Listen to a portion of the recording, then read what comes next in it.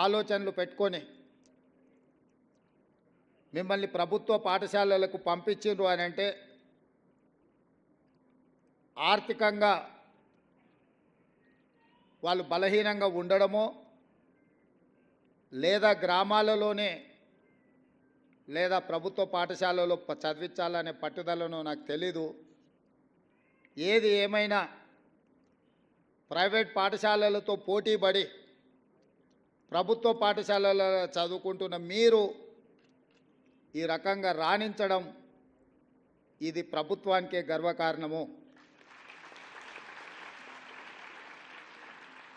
నారాయణ కాలేజీలో ర్యాంక్ సాధిస్తే నారాయణ గారు ఫోటో దిగి ఈ విద్యార్థులు నా కాలేజ్ అని చెప్పుకుంటాడు. ప్రభుత్వ పాఠశాలలో మీరు ఈరోజు రాష్ట్ర స్థాయిలో రాణించి ప్రతిభను చాటితే ఈ ప్రభుత్వం నాది, నా ప్రభుత్వంలో చదువుకున్న విద్యార్థులు మీరు రాణించిందంటే మీరందరూ మా విద్యార్థులు. నారాయణ చైతన్య లాంటి ప్రైవేట్ కార్పొరేట్ పాఠశాలలతో కాలేజీలతో మా విద్యార్థులు కూడా పోటీ పడగలుగుతున్నారు అని అంటే అది మా గౌరవానికి గుర్తింపు. ఇందులో మా ప్రయత్నం పెద్దగా లేకపోయినా మా ప్రభుత్వం పెద్ద ఎత్తున మీ పట్ల దృష్టి సారించకపోయినా మట్టిలో మాణిక్యాలుగా మీరు రాణించి ఈనాడు ఈ ప్రభుత్వానికి గౌరవం తెచ్చిపెట్టినందుకు విద్యార్థులందరినీ కూడా మనస్ఫూర్తిగా నేను అభినందిస్తున్నా.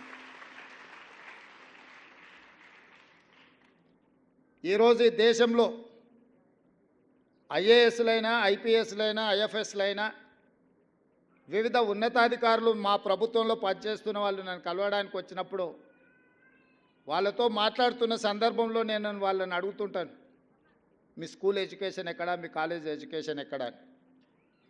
ఎందుకు అని అంటే ఒక అంచనా వేయడానికి వీళ్ళు ప్రభుత్వ పాఠశాలలలో చదివినరా ప్రైవేట్ కార్పొరేట్ స్కూల్స్లలో చదివినరా అని ఒక అంచనా కోసం నేను అడుగుతుంటా. 90% ఐఏఎస్ ఐపీఎస్లు ప్రభుత్వ పాఠశాలలలో చదువుకున్న వాళ్ళే ఎన్నికవుతున్నారు. అదేవిధంగా రాజకీయ నాయకులు ముఖ్యమైన హోదాలలో రాణించిన వాళ్ళు ఈ దేశం మొత్తం మీద చూడండి. నిన్న ప్రమాణ స్వీకారం చేసిన నరేంద్ర మోడీ గారు కావచ్చు, 12 తారీఖు నాడు ప్రమాణ స్వీకారం చేయబోయే నారా చంద్రబాబు నాయుడు గారు కావచ్చు, డిసెంబర్ 7, 2023 నాడు ప్రమాణ స్వీకారం చేసిన మీ రేవంత్ అన్న కావచ్చు, మేమందరం ప్రభుత్వ పాఠశాలల్లో చదువుకొని ఈ స్థాయికి వచ్చినాం. మేము ఈ స్థాయికి రావడానికి కారణం మా తల్లిదండ్రుల కంటే కూడా ఆ పాఠశాలల్లో చదువులు చెప్పిన గురువులదే. నేను ఎందుకు ఈ అంశాన్ని గుర్తు చేస్తున్నా అంటే మా ప్రభుత్వం బాధ్యత తీసుకున్న వెంబడే బుర్రా వెంకటేశం గారిని ఎడ్యుకేషన్ సెక్రటరీగా నియమించి చాలా సంవత్సరాల నుంచి ప్రభుత్వ పాఠశాలలు నిర్వీర్యమైపోయినాయి, వీటి పట్ల శ్రద్ధ తగ్గింది, టీచర్లు లేరని విద్యార్థులు రావడం లేదు, విద్యార్థులు లేరని పాఠశాలలు మూసేస్తుంది ప్రభుత్వం. ఇది కోడి ముందా గుడ్డి ముందా అని అంటే ఏది చెప్పలేదు. ప్రభుత్వం టీచర్లను పెట్టకపోతే విద్యార్థులు ఎట్లాగూ రారు. విద్యార్థులు రావడం లేదనే నెపంతో సింగిల్ టీచర్ పాఠశాలలు అన్నిటిని కూడా మూసేసే పరిస్థితి వచ్చింది. ఇదే కాకుండా కొన్ని స్కూళ్ళల్లో 8-9 మంది విద్యార్థులు ఉంటే 10-12 మంది టీచర్లు ఉంటున్నారు. అంటే వివిధ సబ్జెక్ట్స్ చెప్పడానికి ఆ టీచర్లు అవసరం, వివిధ తరగతుల కోసం ఇది ఒక సమస్యగా మారింది. వీటన్నిటిని దృష్టిలో పెట్టుకొని తక్షణమే మెగా డిఎస్సి నోటిఫికేషన్ ఇవ్వాలి. సింగిల్ టీచర్ స్కూళ్ళను కూడా ముయ్యడానికి వీల్లేదు. తండాలలో, గూడాలలో, మారుమూల ప్రాంతాలలో ప్రభుత్వ పాఠశాలలను నిర్వహించడం ద్వారా పేదలకు, దళితులకు, గిరిజనులకు విద్యను అందుబాటులోకి తీసుకురావాలి. వాళ్ళ తల్లిదండ్రులకు, వాళ్ళ కుటుంబాలకు ఆర్థిక భారం ఉండకూడదు. వాళ్ళ ప్రాంతాలను వదిలి ఇతర ప్రాంతానికి వెళ్ళి పిల్లల్ని చదివించాలి అని అంటే తల్లినో తండ్రినో రోజంతా కూలికి వెళ్ళకుండా వ్యవసాయం పనులు మానుకొని వాళ్ళు వెళ్ళాల్సిన పరిస్థితి. ఇది ఒక పెద్ద సామాజిక సమస్య.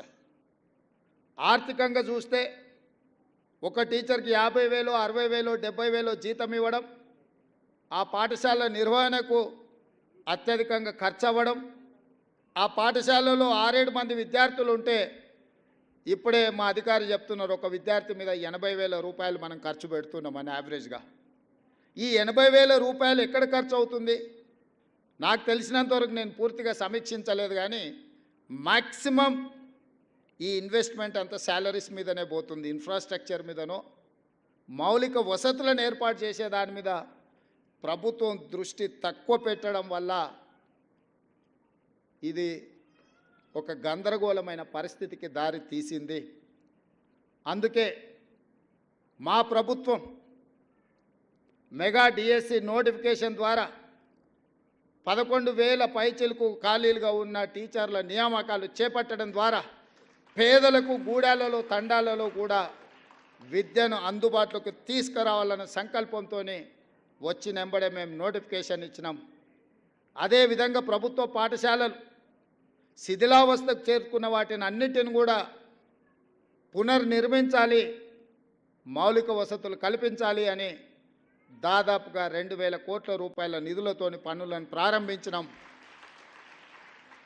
ఇదే కాకుండా ప్రభుత్వ పాఠశాలను తీర్చిదిద్దాలన్న ఆలోచనతోటి ప్రొఫెసర్ జయశంకర్ గారి పేరు మీద బడిబాట కార్యక్రమాన్ని ఈ నెల 9 తారీఖు నుంచి 20 తారీఖు వరకు ఈ కార్యక్రమాన్ని తీసుకోవాలి.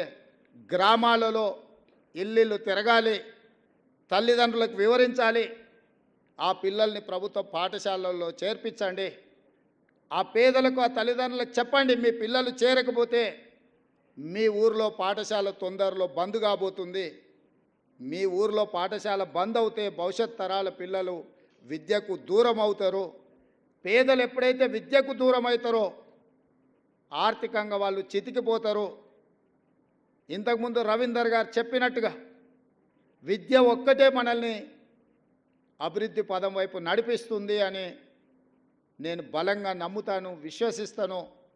అందుకే ప్రొఫెసర్ జయశంకర్ బడిబాట కార్యక్రమాన్ని ఈరోజు ముందుకు తీసుకెళ్ళండి అని చెప్పి.